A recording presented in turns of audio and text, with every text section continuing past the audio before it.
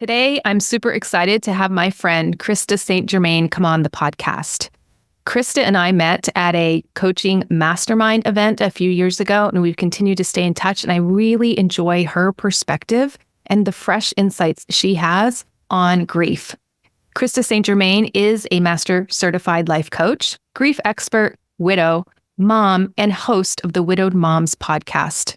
When her husband was killed by a drunk driver in 2016, Krista's life was completely flipped upside down. And while it would have been easy to believe that her best days were behind her, thankfully, she discovered life coaching and post-traumatic growth and was able to move forward and create a future that she's excited about. Now she helps coaches and teaches other widows that they can have a life they love too. In this podcast episode, we cover such important topics, and I just love her fresh perspective on really what is grief? What does that look like? Common misperceptions we have surrounding grief, healing and post-traumatic growth, and navigating the change process. And is grief really a disorder? I hope you will enjoy this podcast with Krista St. Germaine. Welcome to the Health, Habits, and Epic Living podcast. I'm your host, Dr. Sherry Price. The goal of this podcast is to educate and enable empowered women to take the next step towards achieving their health, wellness, and lifestyle goals. Let's get started. Well, hello, my friend, Krista St. Germaine. Super excited to have you on the podcast today. Thanks for having me. It's funny, I feel surprised almost that so much time has gone by and we've known each other for so long and we haven't had a conversation about grief. So I'm really happy to be here. Yeah. And as we were chatting before I hit record, I just felt my intuition wanting to reach out to you and bring you on. It could be partly because of what we're going through here in the household. And I mentioned on the podcast previously that my husband lost his dad, and it's just brought up all this grief. And I really want to unpack grief because I think it's so misunderstood. And being around you and in the rooms where we've hung out and got to know each other, and as the grief expert that you are, I just feel you've really opened up my perception of what grief is, what it isn't.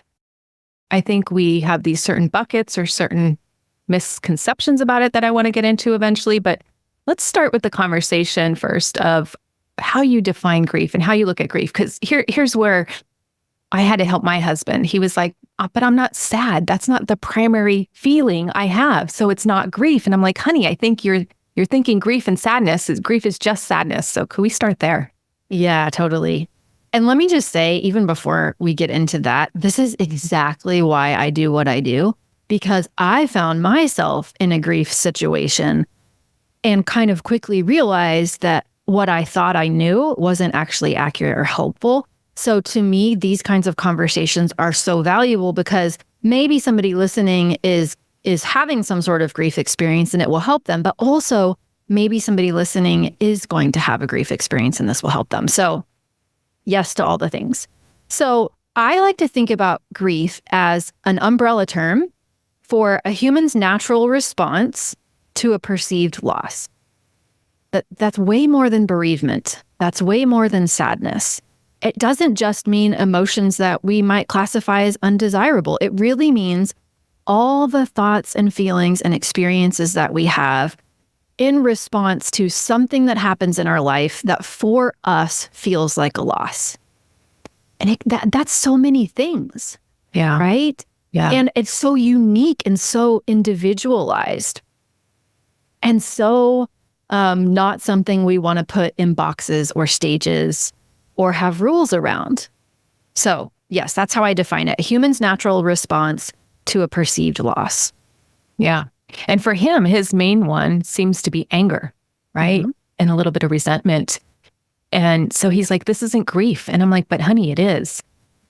And I'd love for you to explain a little bit more about other myths or things that we've heard about grief that you have found that maybe doesn't follow exactly the way, like it could be those 5 stages we talked about, but just really how people think about grief and maybe how that's not entirely the whole story or the truth. Yeah. There's kind of 3 main ones that jump to mind, but the 5 stages for sure is the place to start. I know when Hugo died, that was really the only thing that I thought I knew about grief. I had heard about that there were 5 stages, and I knew like anger was part of it, and you were supposed to get depressed at some point and like bargain, and then, I didn't really know what it was, but that was the first kind of book I bought, was to learn about the 5 stages. And what I learned was a little surprising in that, first of all, that work was done initially in 1969, which, was like pre-me, pre-birth. And as with any field of study, it evolves, it changes. People do more research, right? And so really valuable in its time, because Elizabeth Kubler-Ross was, paying attention to a subject that a lot of people weren't talking about. But it was really based on her anecdotal studies of hospice patients. It wasn't even about people who were, experiencing bereavement or who were experiencing a loss. It was about people who had been given a terminal diagnosis and were coming to terms with that diagnosis. So the first book that she wrote was on death and dying, related to this subject. And then those 5 stages were extended into On Grief and Grieving, which is another book that she wrote along with David Kessler. And even in her later years, she really actually expressed a lot of remorse that people had taken her work, which was never intended to be linear.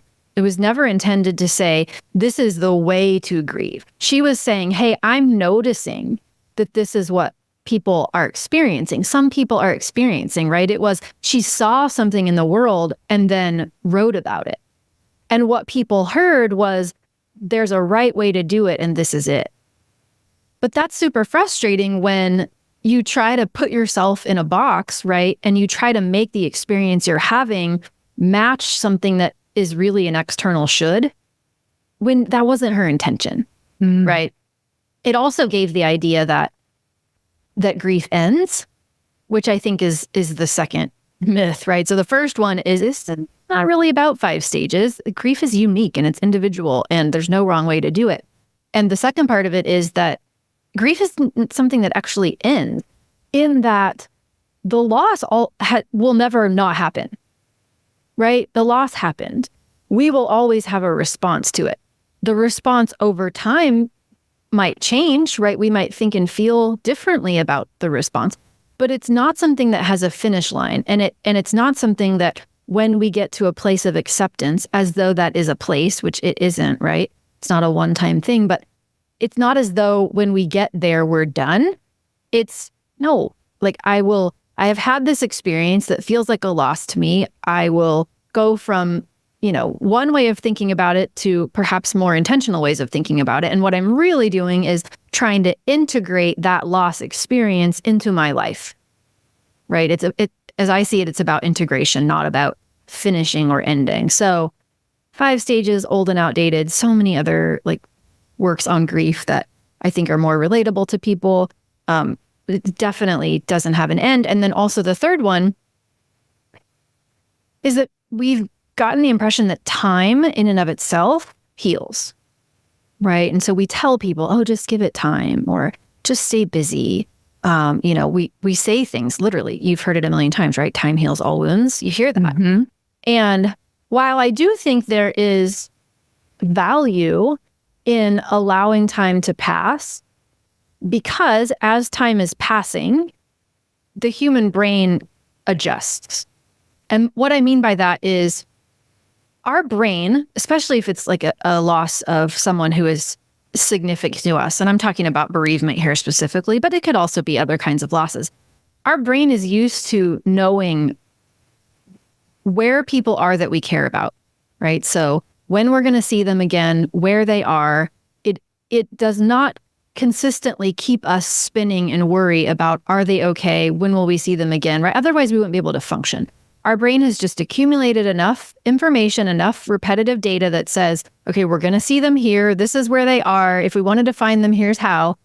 And then if they die, all of that old data and, predictions that our brain is used to making are no longer applicable, right? It's like, it doesn't make sense to the part of our brain that is used to predicting where and, they are. And so time does have to pass for our brain to update the predictions that it makes. so that it will stop telling us that when we reach over in the middle of the night and touch the pillow that they should be there, right? It will stop telling us that when the garage door opens that it's them. And it starts then to make new predictions. So time does have to pass for that to happen. But if all we're doing is waiting for time to pass, and in waiting, we're avoiding how we feel, we're trying not to think about it, we're wishing it away, right? That's when we can develop some coping mechanisms that take us in the exact opposite direction that we might want to go. That's when, if we expect the first year is the worst and we just kind of white knuckle our way all the way through the first year, well, when we get to the second year, it still doesn't feel any better because we didn't learn how to take care of ourselves, right? Then we're still left with this mess and maybe less coping mechanisms. So those are the most common ones I see. We're just a little outdated in grief theory. We think of grief as being something that ends when it really doesn't. And we think time is going to do the work. And that's only true to a certain extent. Yeah. I feel the exact same way on time.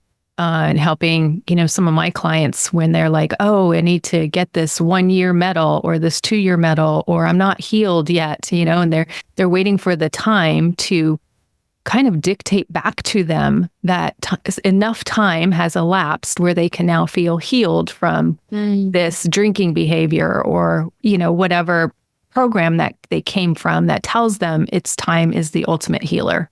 Mm-hmm. And while I agree with you, time does help. And it does repattern the brain, but doing the work is what's, and helping your brain along that repatterning is really what's going to heal you a lot more than just allowing just time, right? So if we can augment that process and not turn to coping mechanisms or numbing mechanisms that, then just give us a whole different set of problems, and don't allow us to access our feelings. Because I love that quote, what you can't heal what you can't feel. Mm-hmm. Yeah, that's a good one. Yeah. And then at the same time, it's like extending compassion and understanding to our brain as our brain adjusts, right? And not making ourselves wrong. Like if we're feeling deep yearning for something that we've lost, that doesn't mean we haven't done the emotional work, right? That could just very well mean that our brain encoded that thing or person as important to us, and it's trying to get us to find them. But that doesn't mean we're doing anything wrong. And sometimes that is the part that time really does need to pass so that our brain can catch up. Mm-hmm. Mm-hmm. Now, you did a great, I don't know what to call it, lecture for the women in Epic U, and that's in the Epic U program. So if anybody's in there and wants to refer back to Krista's excellent presentation, you talked about like these grief plateaus and the stagnation zone. So what are some pearls from that you found in you doing all the work that you have that helps us not stay in that stagnation zone and be in that grief kind of plateau, but really just start to accelerate where we want to go? Yeah. So first it is an understanding that experience exists and it doesn't have to be what we consider our new normal, right? So I want to say this, and I also want to preface it by saying I'm not intending to make grief sound linear or stage-based. I'm oversimplifying for the purposes of understanding. What many of us experience early in a loss, right, in that acute early place, feels like it's really disruptive, right? We're kind of going through the days and the goal is really just to survive. We might be really struggling with grief fog. The emotional highs and lows might be very intense. We might, our hormones are out of balance. We're not sleeping very well. It really just feels like, can I put one foot in front of the other, right? In the early days for me, I didn't want to get out of bed. I didn't want to eat anything. My family was like, here, drink this smoothie, right? It was, showering was like to be celebrated. It was really disruptive in the early days. And at some point, most of us reach something that feels better, but not great. It is what I call a grief plateau because I didn't have any language for it. And I see now most people that I work with go through it. But it's a space where we're back to functioning. We're out of bed. We're, taking care of ourselves in that the to-do list is getting done. If we wanted to go back to work, we could have. Other people perceive us as doing well. We are hearing things like, oh, you're so strong. You're doing so great. And we kind of understand why people are saying those things, but also on the inside, we don't feel excited about life. We are not looking forward to tomorrow, right? We don't have dreams and plans and visions. And the narrative internally is something like, yeah, it's probably not going to be as great as it once was. I'll just, for me, it was I'll just take care of the kids. And at least I knew what love looked like. And, I'll probably never be as happy as I once was, but I'll be okay. Right. And it's like, well, and that's what I call a grief plateau. And part of that grief plateau happens because we don't have coping skills around feelings. And it makes total sense, right? If you have not really ever been taught how to take good care of yourself when you're having intense emotions, and you have just been through something that had a lot of intense, undesirable emotion, of course you don't want more of that, right? You don't really know how to take good care of yourself when it's happening. And of course you don't want any more of it. And so then very often we turn to behaviors to avoid the intense, undesirable stuff, right? So that's, for me, I did a lot of shopping and I did a lot of eating and I did a lot of distracting myself with work. It's not about judging the behavior. It's about I was doing it to try to escape how awful I was feeling. And then conversely, because doing something that might take us in the direction that we want to do, but feels a little scary, also requires the potential of undesirable emotion, we avoid that. So we end up, using behaviors to avoid intense and uncomfortable emotions. And also we then don't do things that we might want to do because we want to avoid intense emotions in the future. And so, yes, we might limit the emotions that we don't want, but also we limit the emotions that we do want, right? So we eliminate the lows and we eliminate the highs. And then what we end up with is this stagnation zone of mediocre, where it's not awful, but it's also not great. And then what I see, and it's just so sad to me, is that because nobody taught us how to navigate that, what we internalize is, oh, this is the new normal they're talking about, right? And then we stay there. When what's really possible is the full, rich human experience where we do have the skills to feel all the feelings so that we don't have to escape the ones that we don't like, and so that we can, allow ourselves to dream again and be vulnerable again and fail again, right? Because feelings are no longer things that we see as barriers or obstacles. And then we can go and create what we want again, which, sometimes looks like post-traumatic growth. Yes. And you were the first person I've learned that concept from. And we were sitting in a room together. And I remember when you said, but there's this whole post-traumatic growth. And I had only heard as a healthcare practitioner up until that point. And because, I was in acute care, it's all about post-traumatic stress, right? PTSD. And I'm like, wow, post-traumatic growth. How come I never learned about this? How come nobody's discussing this?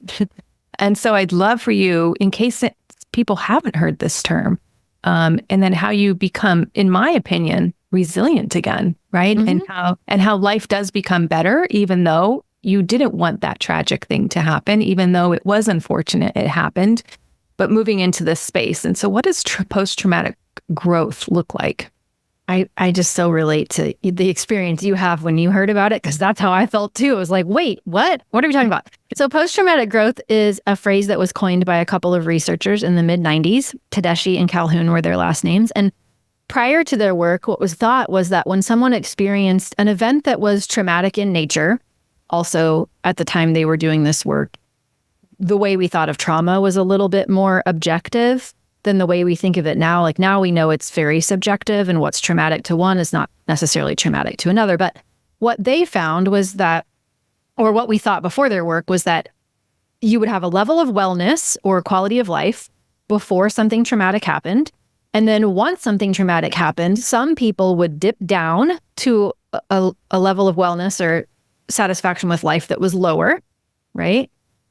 And then the best you could hope for was to get them back to the level of life satisfaction or wellness that they were experiencing before. Like that was the goal. Just get them back to where they were, bounce back to baseline. Yeah. But they started noticing that, some people were bouncing down and never really bouncing back. Some people were going down and then bouncing back. But then there's this third group of people that they found were like actually bouncing down, but then forward, right?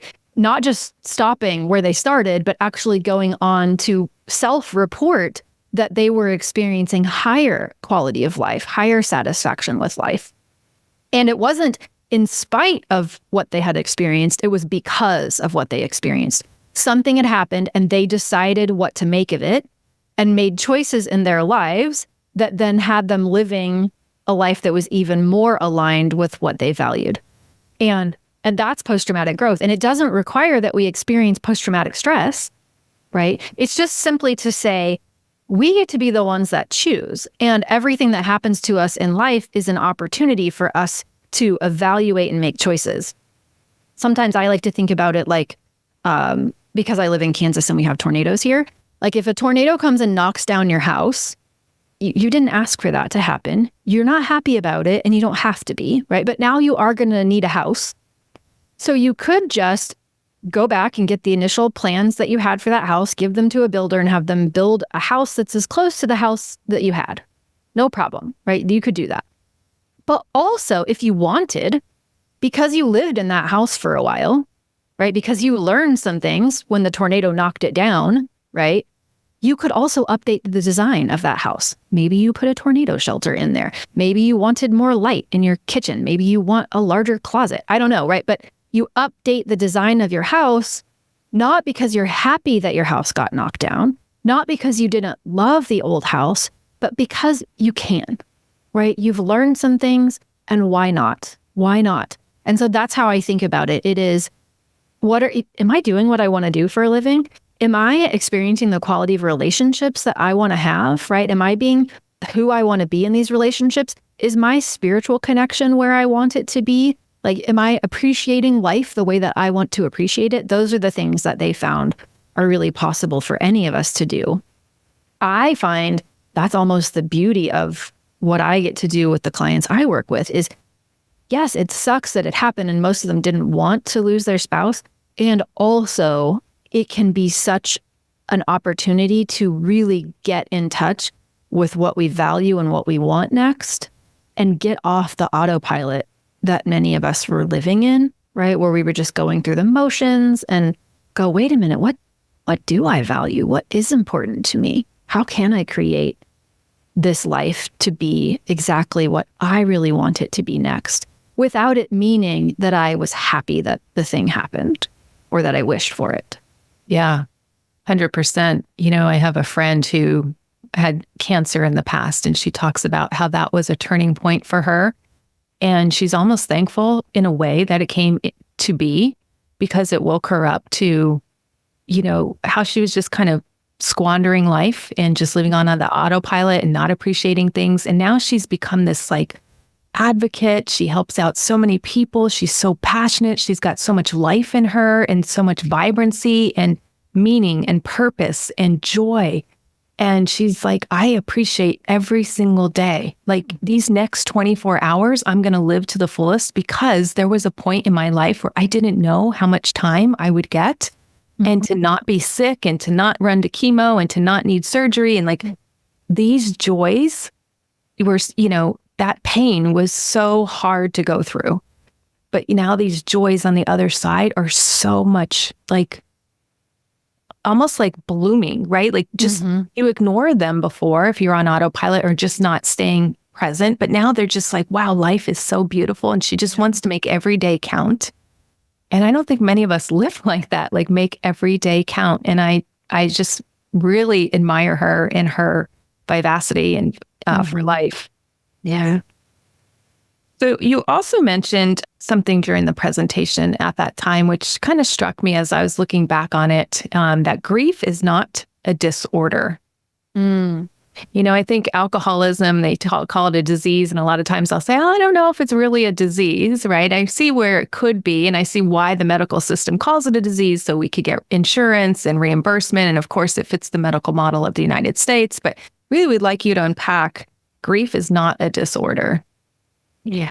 So there's a lot of controversy. And, you know, as with anything that people want to put a label on, there can be some disagreement around that. I think probably at the time, that was probably after the DSM had gotten updated and the languaging has changed over the years. But essentially the folks who are in the business of diagnosing and needing things to bill insurance to, right? Decided to change the language that had been called, it's been called a few things, but I think most recently complicated grief, to prolonged grief disorder. And so essentially it was saying, hey, if after 6 months you're experiencing what is very normal in grief, you could have prolonged grief disorder. And I have extremely mixed feelings on this. In one regard, I appreciate that a diagnosis for some people can help them normalize their experience. And for some people can help them see that there are resources available to them, that because they are experiencing this doesn't mean it has to be the way that it is forever, and there's support available. But also, sadly, when we go categorizing grief, which again is the natural human response to a perceived loss and is not wrong, when we go implying that there is a right or a wrong way to deal with it, or there's a certain amount of time that if you don't feel amazing afterwards or continue to experience it, in a certain way, somehow you're doing it wrong, can be really damaging. So a lot of people then were told by friends and family who genuinely love them and mean well, hey, like, this isn't normal. What you're experiencing isn't right. You should get help. And heartbreaking. So much of grief is secondary losses too. And I think that's important to understand, right? There's the whatever it is that the primary loss is. So for my clients, it's their spouse died. But then secondary losses just keep coming, right? It's all the things that then feel like a loss because of the primary loss. So, for a client, it might be they imagined that their husband was going to walk their daughter down the aisle at the wedding. And the daughter's 12 now, but later when she gets married and he's not there to walk her down the aisle, that's a secondary loss, right? We imagined it would go one way, it didn't go that way, and it feels like a loss to us. Well, you're not wrong, because 10 years from now, you feel sad that your, late husband is not there to walk your daughter down the aisle. So secondary losses, we're not going to predict them, and they're just going to keep coming. And also, this is why I feel so mixed about it, it shouldn't be so impactful in the quality of your life that you can't get back to functioning in the way that you want to function, right? And if that's the case, it's like you broke a bone and it's not healing right. There are interventions for that. There special attention and care, you're worth that, right? And it's available to you, and you don't have to navigate that alone. So I hate that we call it a disorder, because I think it's just a natural response to human loss. But I also get that we want to educate people so that if they are suffering to an extent that we know help is available to them, that they can get the help that they deserve. Yeah. We just don't want to weaponize it and use it against people, or we don't want to tell ourselves that how we're dealing with grief is wrong, because there just is no such thing. Right. Yeah. It's almost like punishment for some if they see themselves as not progressing in a manner that they think they should be. Yeah. Yeah. Or in a manner that somebody told them they should be. Like, no, it's totally okay to be a human with emotions and continue to have emotions about a loss. This is not a disorder. Right. And when you were talking about secondary losses, I find, something that people lose or change, and they want that change, like away from drinking or drinking so much, then they're excited that they're drinking less, but then there are these losses that they perceive, and they are unexpected. Like they feel like maybe they don't fit in, or maybe it's going to jeopardize the relationships and the friends and the bonds that they could now have, because we're not getting drunk together, or we're not our drinking buddies, right? And so there's that secondary loss when I change my relationship with alcohol to one that I really want and one that aligns with my values. Oh goodness, there's some secondary losses that could come from that, And then, well, how do I navigate coming home, de-stressing without that? Like now I feel like I can't distress, because I'm just going to have to learn to grit through the night, and it's just going to be my witching hours, and that's going to be the way it is, because if I want to drink less or not drink at all, then this is what I have to kind of get used to, right? Or put up with.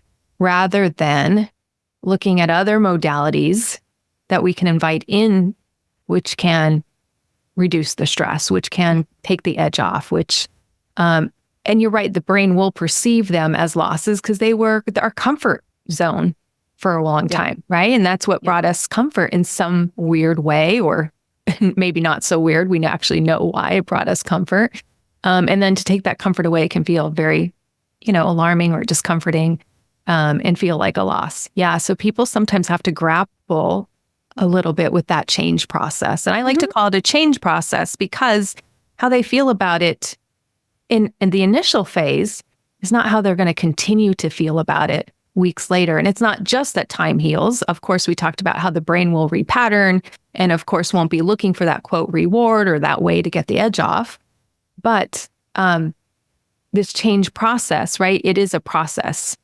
And so what they're experiencing today won't be the same that their brain experiences for sure in the future. Yeah. So what are some tools that you help people go and utilize in their life to kind of embrace the change process? I'm thinking of it also as like almost an identity shift, right? For your clients, it was, once I was married and now I'm widowed.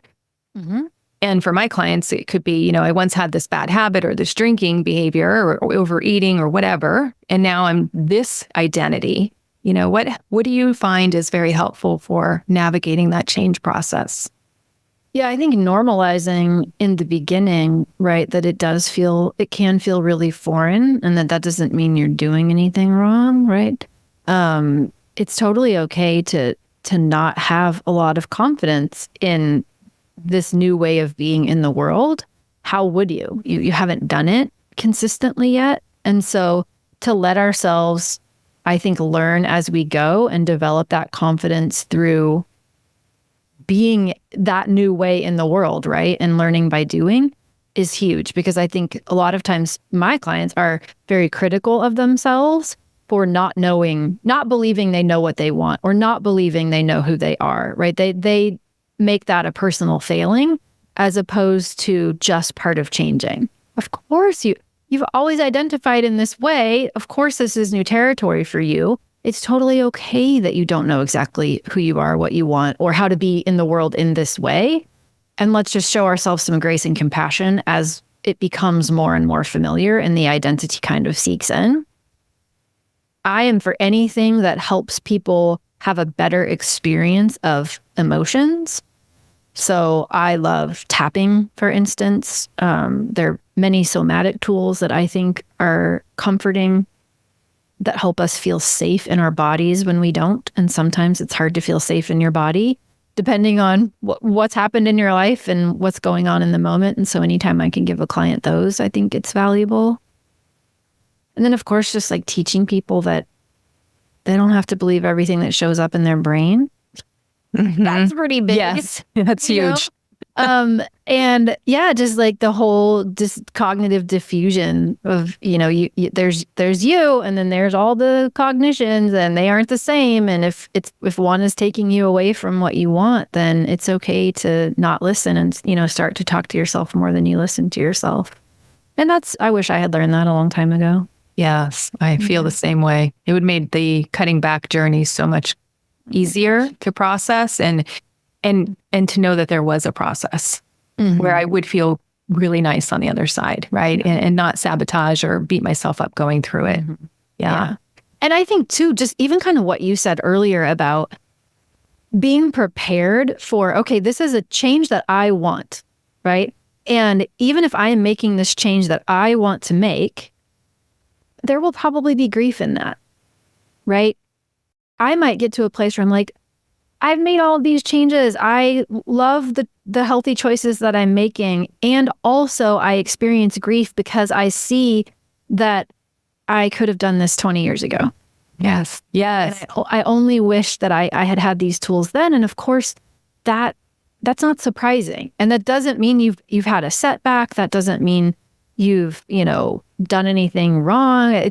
It's just, even with a positive change that we desire, sometimes there's grief follows shortly afterwards. Yes. Yes. When I started looking at all the chemicals in food, I got kind of angry. I'm like, wow, I was thinking we were protected by our government and la, la, la. And, if these foods were actually safe and they were, looked at by the FDA. And when you really get behind the scenes and see this ultra processed food and wow, how much it could set up their environments inside internally, our bodies, right, for disease to take root, for cancers to take root, for heart disease to take root, I felt grief, right? I was like, how did I not know this? I'm a healthcare practitioner. I should have learned this in school. And of course, a lot of the data came out more recently than when I went to school. And yeah, there's that whole process of like, I should have known this. I should have done this earlier.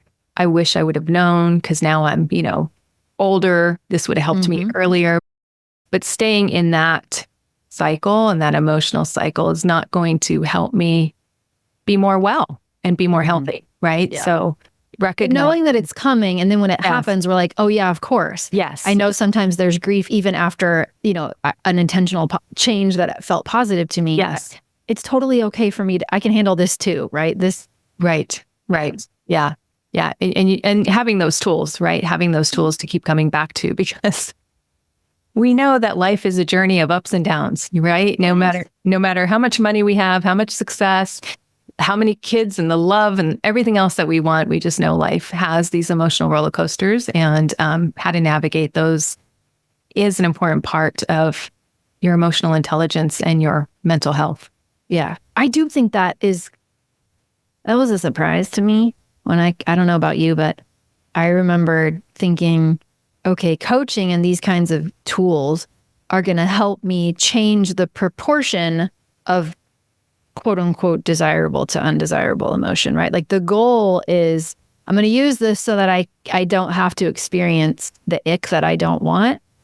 But then what I've learned is the value for me has been now I have a greater capacity. I have more resilience so that I can handle all of the humanness, because yes, my husband died, but that is not the last thing that is going to happen in life that is challenging, right? So it's not about thinking happy or, being positive or, forced gratitude. It's can I expand my resilience so that when life presents the next challenge, I have less suffering as I navigate it.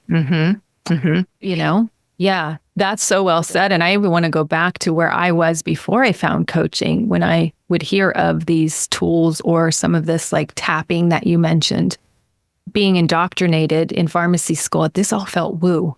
It's like, what's the science behind that? Is this quackery on some level?